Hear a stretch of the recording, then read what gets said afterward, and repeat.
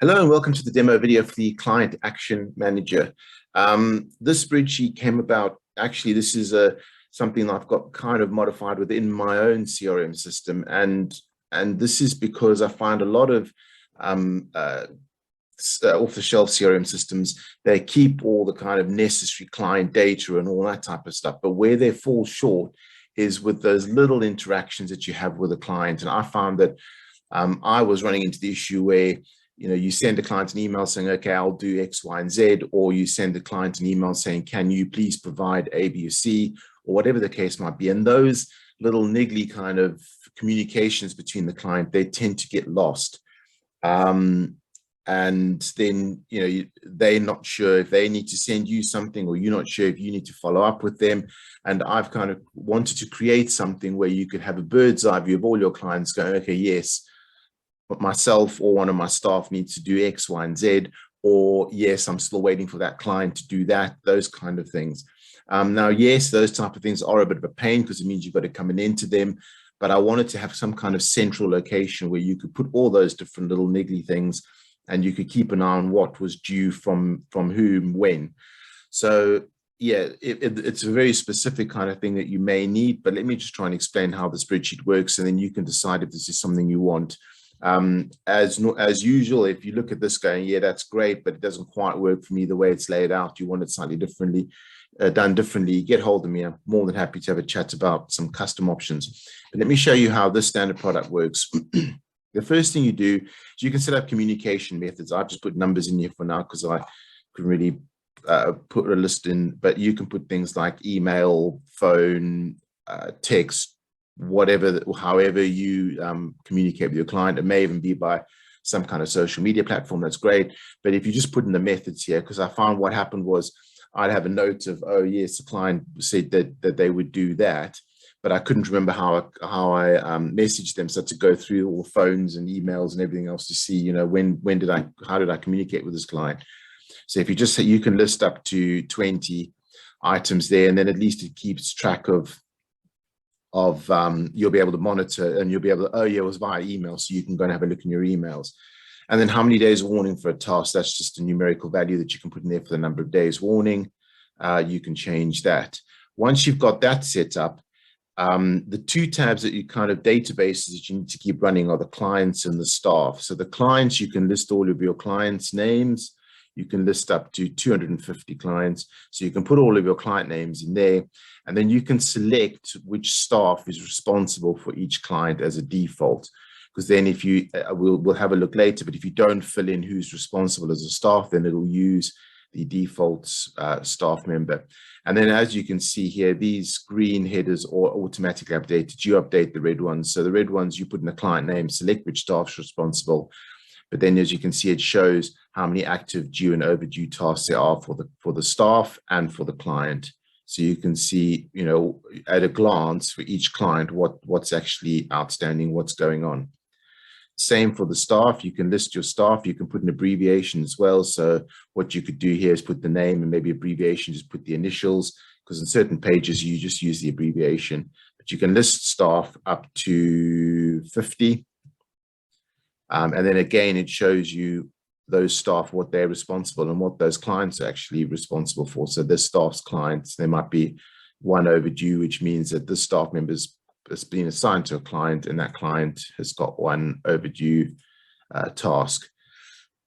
So these two are kind of databases that you would update at the beginning. You could add to them as you go along if you add clients, or if you remove clients, but they kind of fairly static in the sense that they're not necessarily being updated every day. The communications tab, this is the one which drives everything, and this is the one that you need to keep updated. So every time there's an entry, we can go to, I've got space for 8,000 kind of communications as always. So each time there's a communication, put it in a new line. So select the date. It's automatically got today's date in there. When you're adding a new entry, you can select a client from the drop-down list. This comes from your client list. You can select a staff. Those are the initials from your staff list. Otherwise, you can leave blank to use the default staff. You can select the communication method. This is where you would have put in email, phone, so on, as to how the communication took place. You can put a very short kind of details of, client said they would send us a list of this, or we said we would do that. And then select who's responsible. It's either the client who's responsible, or you can select one of the staff. And this gives you a list of all of your staff. Or else, if it is the staff that you've selected here who's responsible, or the default staff, if you've left it blank, then you can leave that blank as well. So you can override these two. So for argument's sake, if staff A is responsible, but staff B has actually phoned this person, then they put their name in. And it could even be that staff C is responsible to reply. So you could have a different staff member for each of those. But if it is all just, it's the same one, then just leave it blank and it'll use the default that you've got on your staff list. And then you've got your action. So when's the action due? So the action due date. So you can put in the date when it's due, and then you can put in the date when it's completed. So obviously, if you put in the date that it's due and it hasn't been completed, it'll show as overdue and that kind of thing. Whereas if you don't put in a due date, it'll always just show as active, because it doesn't actually have a due date when it's due. It's just something that's there and will stay there until you remove it. And then once you removed it, when you put in the completed date, for example, you can put in the date. You can then also come and select the method. So you can select email, phone, or whatever. So the client's actually replied via email, that kind of thing. So if you've seen that you sent an email on that date, an email, and the client completed on that date via email, then if you really want to go back afterwards, you can go back and have a look in your emails on those dates and find where you sent the request and they've then replied. If something becomes stale, I know you're probably aware of this, you send someone an email and then they never get back to you, and then eventually it becomes null and void because you don't need it anymore, or whatever the case might be. You can just tick the stale. The stale is as good as saying, well, it's completed. It just takes it off your task list without actually putting in the completed date. There's a sorter column.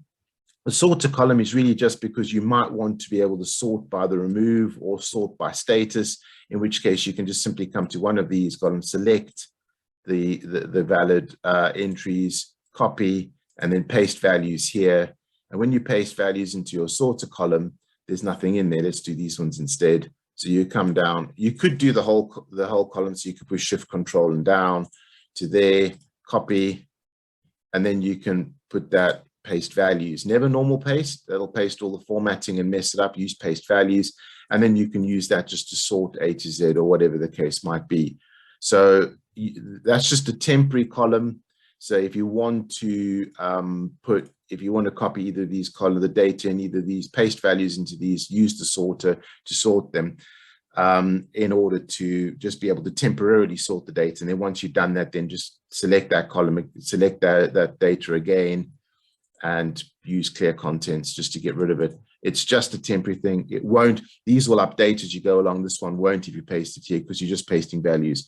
It's just a temporary thing in order to be able to sort, if you wish to sort by either of those last two columns. So this is the thing you keep up to date. When you initially put an entry in here that's kind of half completed, like this one where it's got a due date, it's now overdue, then when that task is completed, you come back here to that task, and you can finish it off by filling in the rest of the details.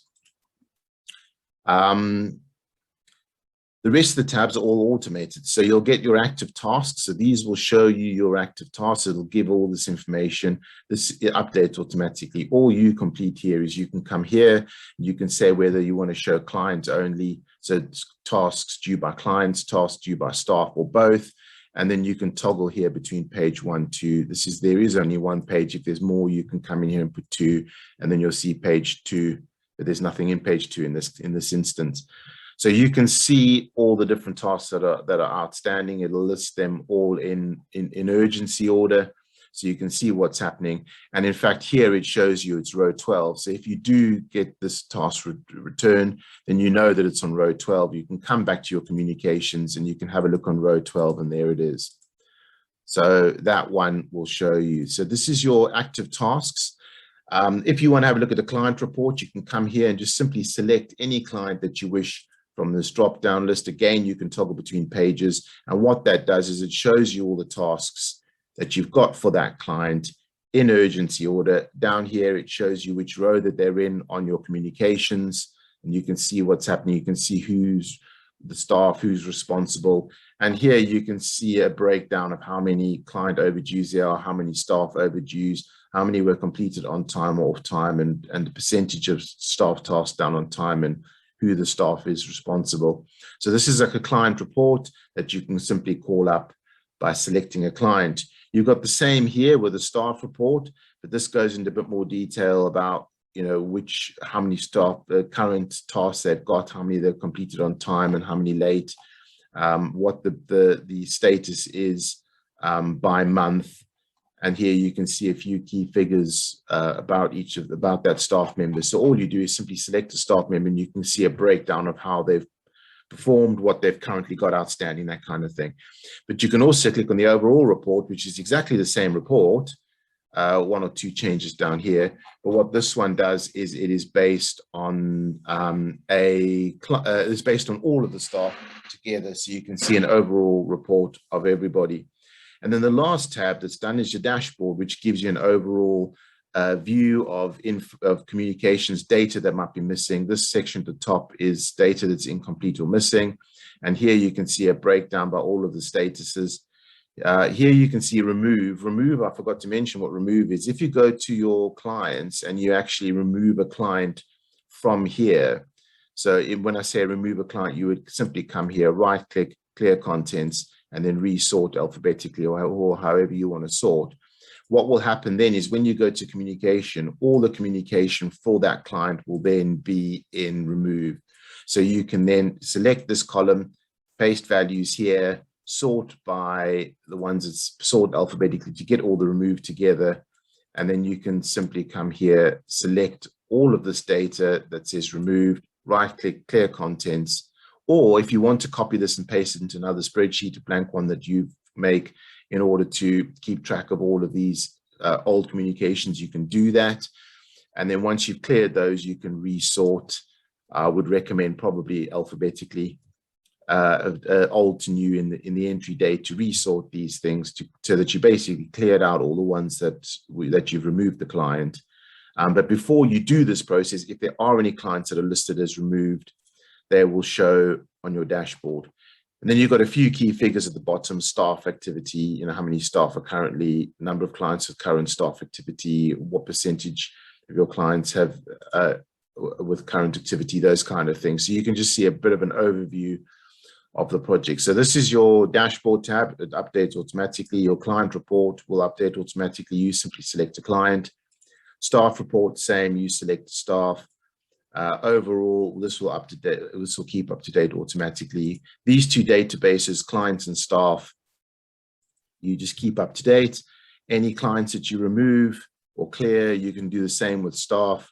If you do that, if you remove a client, what will happen is on here it'll just show to remove, and then your dashboard will update automatically, and this active task will show automatically who's doing what. You can select which ones to show, who needs to do what, your staff or your clients. And the main tab to keep up to date is this one. So make sure you keep each of these lines up to date as you go along. And I think that's all. I hope that that's helpful to you. I hope that you've understood how this works. If this is something that you want to monitor and you're still not sure how the spreadsheet works, or you want something custom made, get in touch. I'm happy to explain it to you. But that's something that will help you to hopefully help you keep on top of those little niggly kind of emails backwards and forwards as to who's responsible for doing what next, that kind of thing with your staff. And I hope that's helpful to you, and I wish you all the best. Thank you and goodbye.